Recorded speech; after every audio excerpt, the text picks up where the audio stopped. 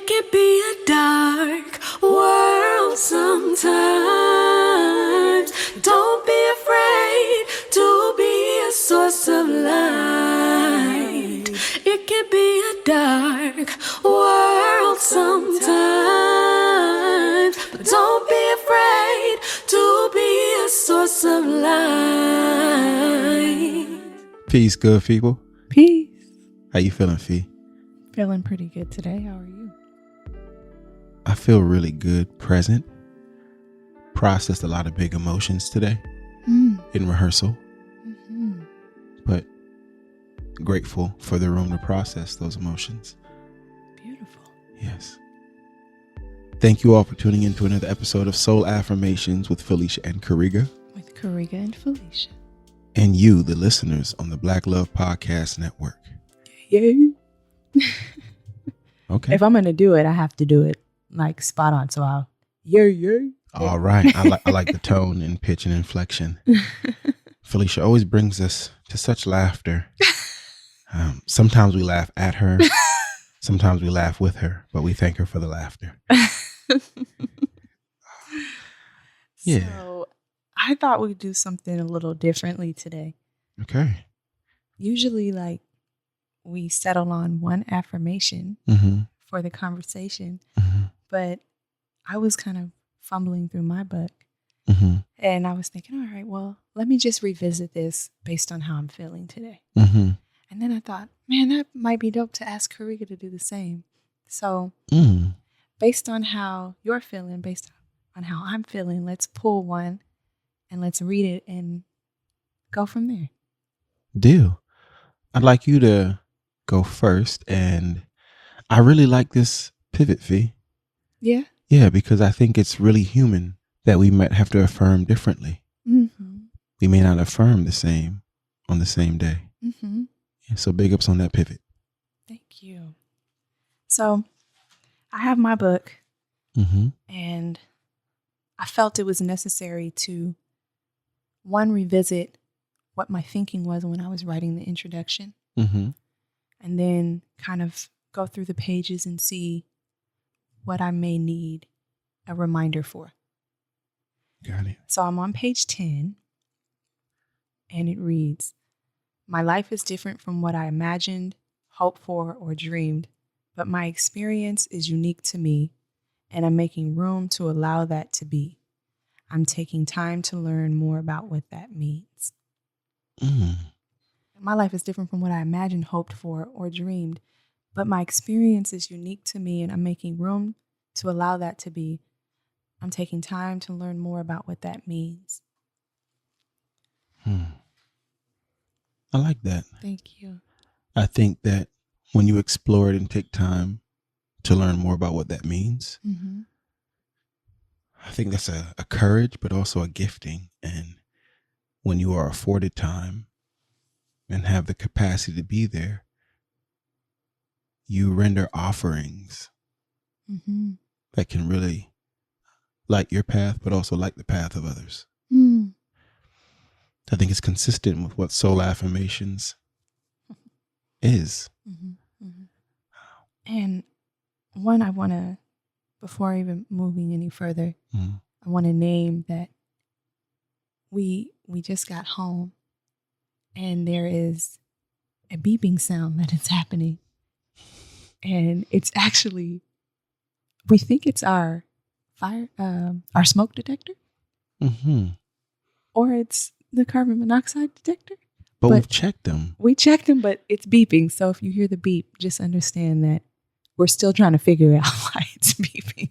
Welcome to our home. Welcome. But I picked this affirmation today because I'm starting to feel a little bit more rested into 2022. Now, I know we've been here. Nah. Say it. I know we've been here, but I'm starting to feel a little bit more rested into 2022. And for me, it creates this pathway for me to look back, right? It's an invitation almost for me to revisit the hindsight, what is now hindsight. Yeah. And I'm taking a moment to sit and be and evaluate what it is that I'm feeling in my body, in my heart, in my mind, right? And each new day since Kamayu was born, I have had to learn how to be her mother, right? It's different than what I imagined. And today I'm feeling that it's still different than what I imagined, right? Mm-hmm. But I'm having to revisit these knowings to remember it is not a deficit and affirm that, yes, this experience is different, but it is my experience. And still in 2022, I'm having to explore and understand more about what that means and being okay with that, because sometimes I don't want to be okay with that. If I'm being completely honest, sometimes I still want to be upset about what has happened because I'd much rather have her in my arms. And then there are days where I recognize that and I realize, okay, she's in my arms, right? It's different. I'm having to figure out different ways to hold her. Mm-hmm. And even that is juxtaposed against holding how differently I'm holding Kamali, you know? Yes. Holding her is looking differently, right? It's feeling differently. There was a time when she didn't move in my arms, or when she did move, she wasn't arching her back. and trying to jump out. Trying to jump out, right? So I'm having to readjust. And in the same way that I have having to learn to readjust as she continues to grow, as time continues to move on, I'm having to do the same with Kamayu. So that's why I picked that one today. And I felt like it was important to say it because I know that as time has moved on and our days look differently than what we imagined, mm-hmm. There are still ways that we are ongoing having to refine and understand about how to be her parent.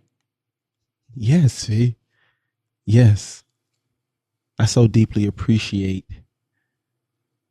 you in the opening of your conversation saying that you're just now starting to settle in 2022. Well, I think when you say that out loud, there is a whole host of folks who can say, oh shit, me too. There's an idea that like this calendar has gone on, but this year started in a very unique place. Mm-hmm. Something that we kind of maybe have seen or felt before concerning the pandemic, right. Concerning the families who were on extended holiday breaks because of the increase in the variant. Mm-hmm. Mm-hmm. The shift that put on people in the beginning of the year that did not expect it at all. Right. Like that's how some folks' years started. Mm-hmm. On top of the complications and the nuances and the learning opportunities that each day presents. So yeah, like you, I am now just kind of settling into my 2022.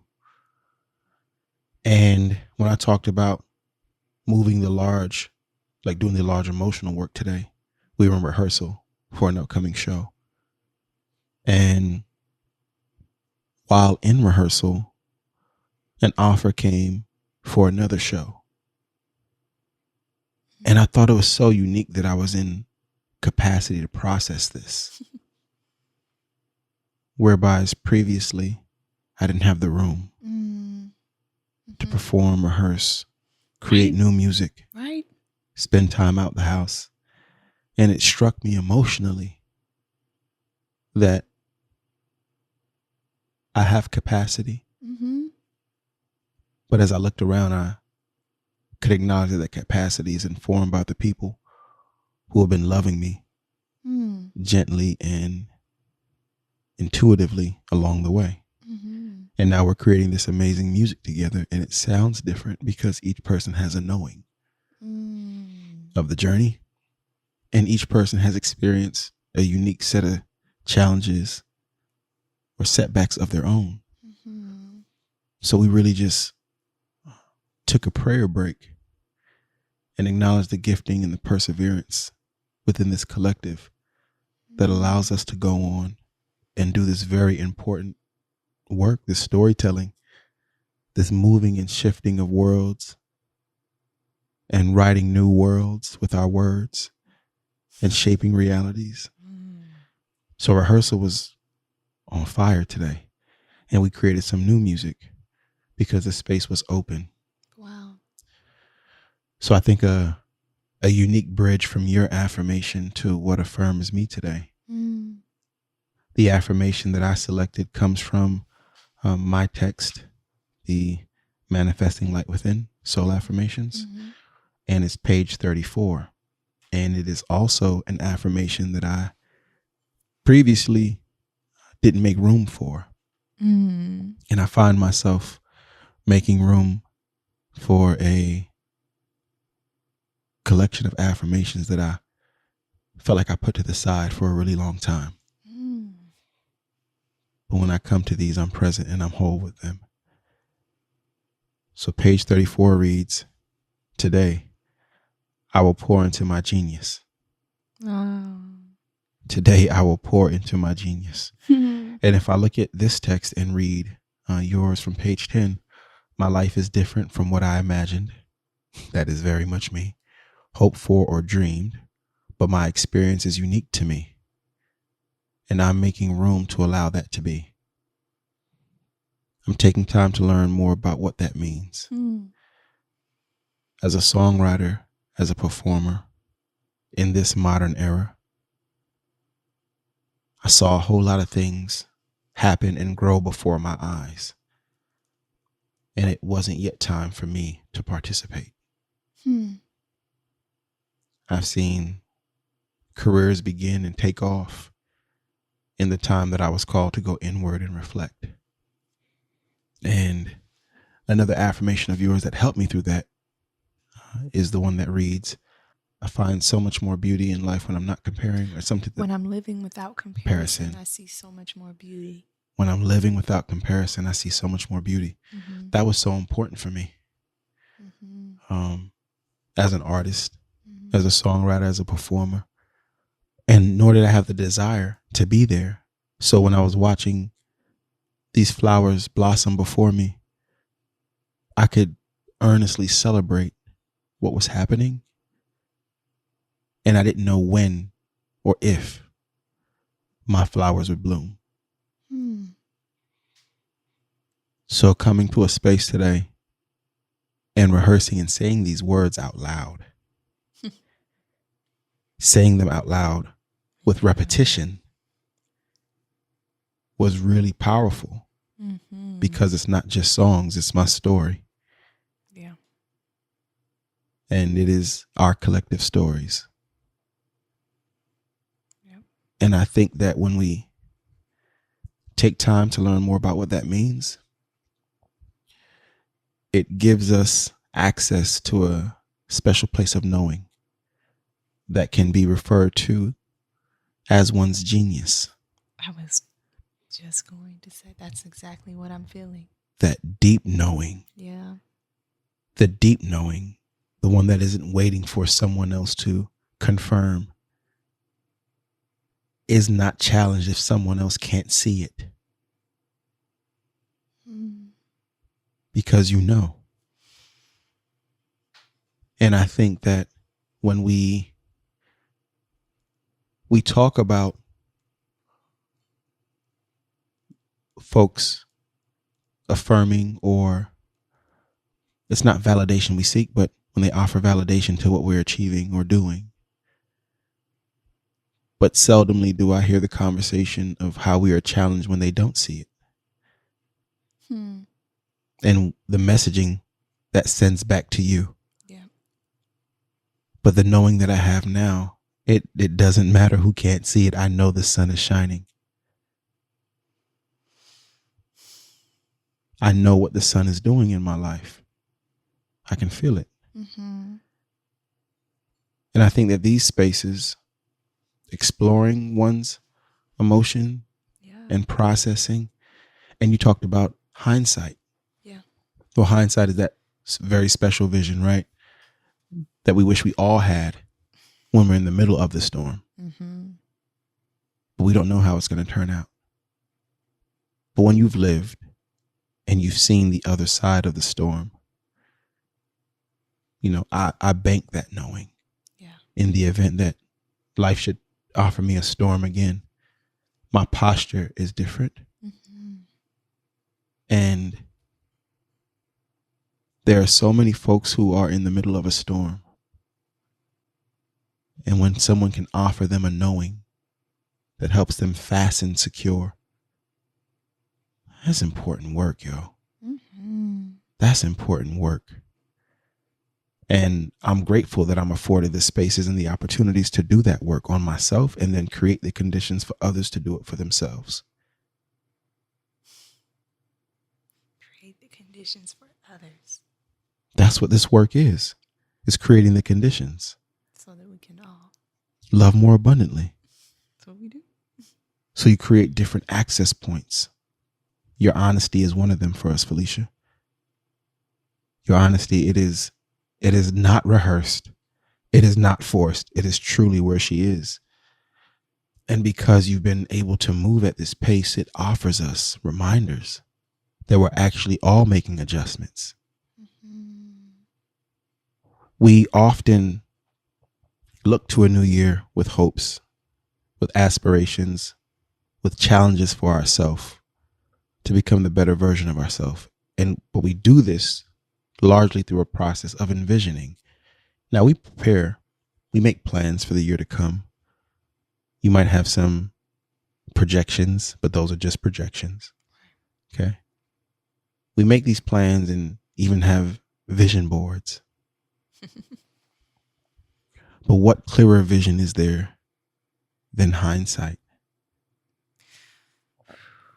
What clearer vision is hindsight? If someone has, a different perspective, I'd definitely be interested in hearing it. I know that feeling of walking forward by faith. But when we give ourselves permission to process and reflect and gather, it makes for a very sound present and a very emotionally prepared for future. Yeah. And I think that of all the things that we want to know about the future, your emotional well-being is critical to any moment that you hope to come. But we don't know what our emotions are day to day. We do work on ourselves, but they're subject to change. Yeah. So I think it's really important the way you're taking this inventory, the way you're regrouping and making room for the pivot to say, this isn't exactly where I thought I'd be, but here I'll explore what this means. Folks need help doing that. I need help doing that. We all need help doing that. Yeah, I need help. Legit. So imagine that Black love is not just a space about relationships and romance, but also a space where we can explore our relationship with ourselves. That's a Black love I want to invest in. When folks are taking inventory on themselves and loving themselves through it all, that partner has a cup that they can pour from.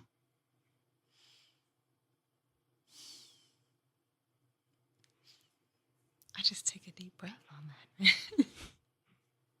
It's necessary. I take a deep breath on that. And I mean, I love how this conversation has come to be in this moment. We know that this wasn't something that was talked about prior. We are literally coming to this part of our day after being separate for quite a number of hours, I would say, right? I mean, we've been communicating, but we have had different objectives. And we've had in those different objectives, different feelings have arose, contextualized by what it looks like, right, in front of us. But coming to this space and being able to find an affirmation for myself, this practice of self-love, and you being able to do the same, and finding the way that in our individual endeavors to practice love with ourselves, there is a marriage of the two, right? And I wrote it down. Going inward, right, is an opportunity to practice and pour into the genius. Yes. That's what I'm realizing now. Yes. I never thought about pouring into my genius as taking a moment to go inward. Right? Ooh. In the way that you even talked about, there are certain affirmations in your book that you don't necessarily say to yourself out loud for whatever the reasons are. You don't always go to them.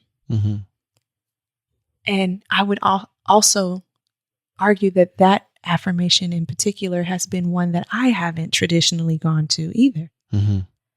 But now I'm understanding more about what the act of pouring into your genius is. Creating room for the opportunity to go inward. What about this, V? What about we have a value in this North American like system of like work and value, and I mean we can call it capitalism, right? But there's all types of capital. But what if there were all types of messaging and signals that actually reinforce for you or had you think that going inward wasn't genius? That genius is something expressed outward. That genius is something to be assessed in public regard. Right. But then we know there's a whole other civilization where wisdom is truly the pressing mark. Right. To gain wisdom. And you gain that by going inward. Yeah. But we have messaging in our world that doesn't invite us to go inward. Right. The messaging is actually all outward. And the mediums that we use to connect. Really fascinating point. I was talking about the internet, you know, web 1, 2, or 3.0. And a friend of mine who has teenage children, young adult children, was expressing his frustration and feeling like the house is so disconnected. That the siblings aren't communicating and the parents aren't talking to the children and the children aren't talking to the parents. And everybody is so engaged in what's happening in their device. And we theorize that a lot of the affirmation they're seeking is happening from a world outside their home, right? It's happening through the communities they're a part of. Yeah. And how cool it is to be a part of affinity spaces, right? The ability to connect, resonate with story, resonate with goal, how powerful that is. But the unique thing about the internet that I am observing and making aware is that it has the potential to make things that are really far be really close. And in that same motion, it has a potential to make things that are really close be really far. Wow. And this exchange of connectedness and information is impacting how we're able to show up for ourselves or show up for the people closest to us in proximity. So I love when you take time to explore and go inward. And I recognize that as a genius thing to do. Because you're going to have to deepen our knowings as we venture into new realities. For example, I remember how important it was to create a distance between our feelings and what social media was processing around our feelings. Yeah. Remember the distance we had to create for our own emotional safety? But not everybody has the room or the wisdom to do that. And additionally, it makes me think about how much affinity we receive in the online communities, how connected we are because of our story, Right. how we resonate and find folks. Yeah. So I acknowledge, it's not a perfect ledger I'm stating, but I acknowledge how it has helped us be more connected. And I acknowledge how it has helped, or how it has created the experience for some people who are really close to be more apart. Yeah. In this dynamic, I think is really profound, is the notion you talked about, you and I having different days, right? Different objectives. And I can vividly recall for more than a year, maybe 2, I would express to anyone attempting to do business or anything otherwise with me socially that we are one unit of 2 until further notice. Man. Our schedules were Wow. very exact. We were together. And it can make sense that the affirmation spoke to both of us. But as you are exploring your identity as their mothers, because see, mothers need different things too. Right? To mother in the way that you are, it also requires that you have time to yourself. We're still one unit, but the needs look different. But I explore this in the real time, because I'm so glad that we had the practice of affirming ourselves, that even together, but when we were apart, we still went to the practice. You found what you needed, I found what I needed, and we built a bridge. And that is the practice, that right there. I can feel a little burn in my eyes. I've held back tears because I do remember that. I do remember being this one unit of 2. I remember you going on the forefront for me, on behalf of me, and letting everyone know. I remember our days, how we spent them. I needed that type of support. And today, when I was working out in the backyard, I thought about, wow, just, what was it, 2 years ago? It looked differently. I wasn't able to do this by myself. And I'm really just looking in front of me, looking around me, and assessing how things are looking different. Still different than what I imagined, but not a deficit. I'm glad you do that assessing. Man, I'm really touched by that memory.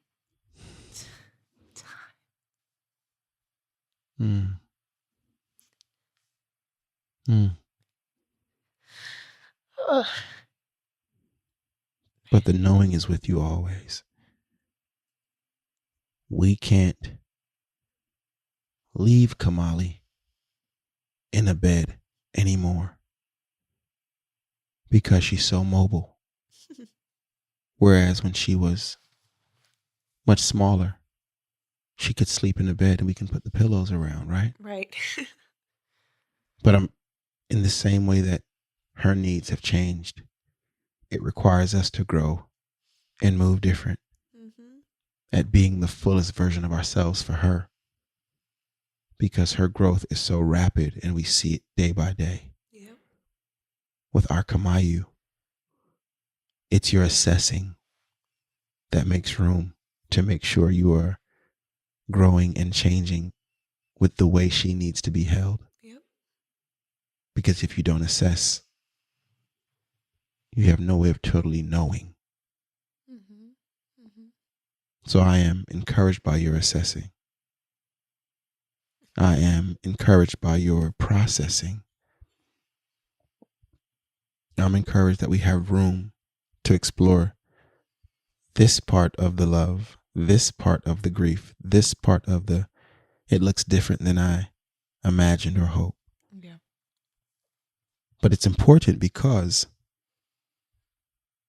It's happening for everyone who lost someone in a calendar year previous to 2022. We're still feeling the difference. For some families, they are coming closer to an anniversary date or what feels like another year further away from the origin. Mm-hmm. New Year's have a way of sifting us. Mm-hmm. And this February, it's still early. It's still very early for that New Year assessing. Mm-hmm. So I celebrate your genius to go inward. In a world where we are, so much of our thoughts, so much of our connecting is happening outward. I think it's remarkable that you still go inward. I celebrate your genius in affirming and rehearsing the noise. Got to. Got to. Man, I didn't think I was going to have a tear today. I mean, that's okay. I'm glad you do. The emotions I felt in rehearsal, the words that were being spoken, the praises that were being lifted up. You know Lauren is there. Y'all I was know about Lauren. to ask you, was Lauren in there? You know Lauren was in there. Y'all know Lauren gonna lift up a praise. Lord be lifted up a praise. And she was doing it today on a drum set, right? Like, but it really touched me that we are preparing to go forth and touch the masses. And we get an inquiry for another show in rehearsal. And I just took a deep breath like damn. It's really my time. It really is, because the knowings that I know, they don't exist in the culture of hip hop as we have it today. There's some knowings I have embedded deeply within my fiber, within my character, within my spirit. And when I speak these stories, they create room for all the folks who've been feeling this way, but have not had the opportunity for someone to create the conditions for them to go inward about those feelings. So they're just layered up and masked and pushed away, layered up and masked and pushed away. But I profess, Black men want to be well. They want to be well. We want to be well. And we know it's no one else's job to save us. So I'll begin the work in my region for my people. I'll continue the work in my region and my people that creates the conditions for us to be well. Music has the power to do that. It can create the conditions. And I'm grateful that I'm well enough. I'm grateful that our needs were met. And I'm grateful that it helps us to love more abundantly. I offer deep love and an abundance of grace to all our folks out there who are trying to make their way, trying to rehearse the knowings, trying to make room to remember and recall, and trying to make room to explore what it all means. I bid you an abundance of love. Fee, thank you so much for helping us go inward, for helping us realizing that pouring into our genius can be an inward act. It doesn't have to be something that is outward. Man, our genius is the knowings. It is the wisdom that we gain from going inward. It's the ability to remember when everything in front of you tells you it isn't so. Yes. Massive love to each of you. Thank you all for tuning in to another episode of Soul Affirmations with Felicia and Kariga. Karika and Felicia. And you, the listeners. Thank you to our executive producers, Cody and Tommy Oliver. Thank you to our producer, Crystal Hill. Go ahead. You can say it, Fee. Yeah. Until we cross paths again, tap in with us online. Be sure to share this. Follow, engage. Give an episode to a friend. May we all love more abundantly. Peace.